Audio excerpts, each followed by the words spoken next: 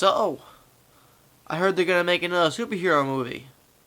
What's it gonna be about? They don't make much of those these days.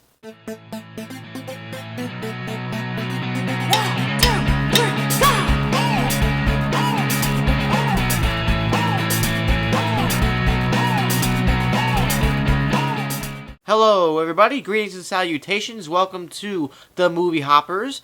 I am John Maffio, aka MaffmanJones, your host for today. Marvel, yeah, you know, that one company that makes movies and stuff. They had a little conference with fans, press, VIP people, anybody who got their hands on tickets to get inside the El Capitan Theater in Los Angeles. And basically, people were speculating what it was going to be about, whether they're going to announce something about Doctor Strange, because Benedict Cumberbatch is rumored to be in talks to be Doctor Strange. Apparently, he's confirmed, but he's not because he's in talks.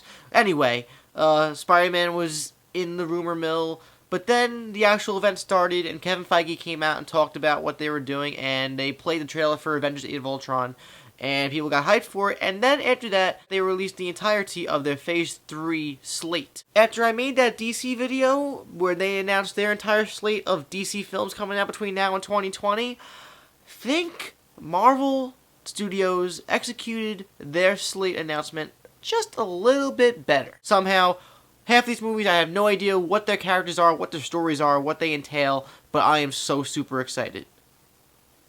Leave it to Marvel to do that. So, originally, Captain America 3, which is coming out May 6, 2016, was supposed to be called Serpent Society. And that kind of left me going, huh? And I actually was going to Google that until they changed that to Civil War. Yeah, Captain America 3 will be Civil War. It'll be a different kind of Civil War, because it's one of the only comic book stories I did read. And it seems like Civil War will cause a big rift in the universe, but it's only going to take place in one film. It won't spread out over the course of a few films. At least that's what we think. That's what I think. November 4th, 2016, we have Doctor Strange, being directed by Scott Derrickson, who directed Sinister and that one Possession movie that came out this year that was kind of forgettable, but he's a good director. And apparently Benedict Cumberbatch is supposed to play Doctor Strange, but it's not confirmed yet by Marvel, so it might not be, but it probably is. After that, May 5th, 2017, we have Guardians of the Galaxy 2. No story on that, but it's probably going to focus on Peter Quill's father, and I'm excited for that. July 28th, 2017, we have Thor Ragnarok. Apparently, it transcribes for the Apocalypse of Asgard, meaning that this is obviously the final film in the Thor trilogy, even though there might be more Thor movies in the future, maybe not with Chris Hemsworth, but other characters. Maybe Loki will actually die this time. This is one of the bigger announcements. They announced Black Panther finally, and the lead actor who will be playing Black Panther will be Chadwick Boseman, who played Jackie Robinson and James Brown. He's breaking the mold of being that go-to guy for, people who died years ago. I don't know who Black Panther is. I don't know what he does. I don't know the story around him. I don't know his environment. But all I know is that he looks cool. The concept art for him looks very suitably translated and adapted from comic book to film, if that's what it's going to look like, if that's close to what it's going to look like. But, I mean, if you remember Guardians of the Galaxy, the original concept art for that has nothing to do with what the movie actually turned out to be. But that concept art actually looks really good, and I can't wait for that movie, because the villain's going to be Andy Serkis, some guy Claw. For some reason, that character's name and the character's look in the trailer of Age of Ultron reminds me of a particular character in Spider-Man who I love, Kraven the Hunter. So we'll see what happens there. July 6th, 2018, we have Captain Marvel. She will be leading the first true female superhero movie in Marvel Studios' line. And all I know is that she's teaming up with Spider-Man right now in the comic books, Amazing Spider-Man. But I have no idea what she does or who she is or anything, because I, again, am a casual reader. I have no recollection or any knowledge of this character. Same for the next movie, November 2nd, 2018, Inhumans. Who the fuck are they? I don't know. And then the biggest announcement, in my opinion, is the announcement of the next two Avengers flicks after Age of Ultron, which will be Part 1 and Part 2 of something called the Infinity Wars, which has something to do with Thanos and the Infinity Gauntlet, which contains all the Infinity Stones. And I only know this because I have friends who read the comics, and they know terminology, so I second-handedly know some of the terminology. And apparently it's a really big deal. They showed a teaser where it showed footage from past films, and then it showed Thanos like this, just smiling at the camera. And it was really stupid. It was fan service, but it was a teaser that got fans hyped. And for that, must be pretty exciting. I'm excited for that, even though we honestly have no idea what it's going to be like.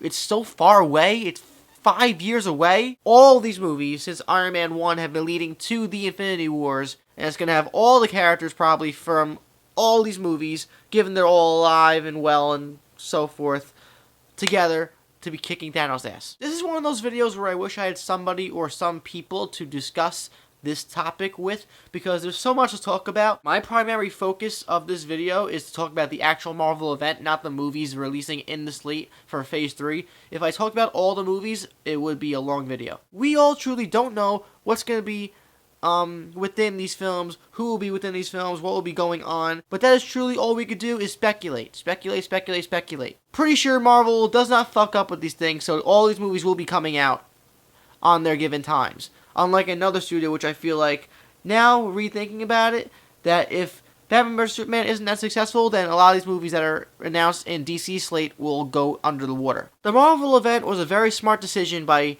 Kevin Feige and whoever else was involved in this process, because one, it gets everybody involved. They become a mammoth of a company, much like Pixar was back in its day, where every time they announced a new movie, you were super excited for it. Not that you weren't now with Pixar, but back in the day, in 2001, 2002, really early on, every time they announced a movie, you were thinking, oh my god, it's going to be the best movie ever.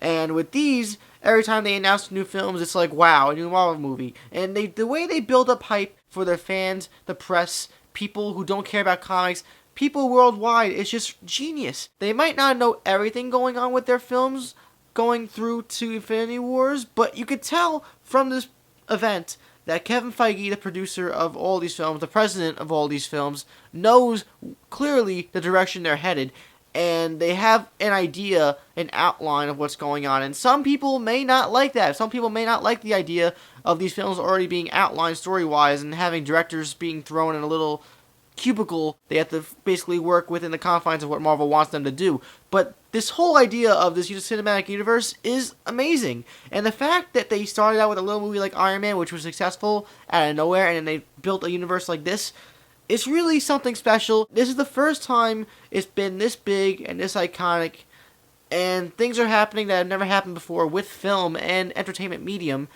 So it's pretty important to talk about here. It's going to be important for a long time, obviously. Whether or not you do think the market is saturated, these movies aren't going to be here to stay for a long time. So, and if you don't like it, then just move to another planet or go into space and choke out in space because you had no action in space, you know? I don't know. Do what you want. It's your life. There's always going to be this stupid little war about who's doing better and who's making better decisions, but it seems like DC is just doing whatever just to get by. On a unannounced day, they just announced their entire slate for movies because there were rumors about Civil War with Marvel. So DC was like, okay, in my assumption, in my opinion, they were like, alright, we gotta announce some news out there to get some heat going for our films. And that was all cool and all, and it was fun in the moment, but then when Marvel comes out and they're 5 steps ahead of the game like they always are, like with this Marvel event, then it just leaves DC tripping on the floor again, going, oh, what should we do next? They're probably going to announce the trailer for Batman vs. Superman soon, just to get some hype going for that movie now. Because it's just a game, it's like a chess game, they gotta keep going and one-upping each other.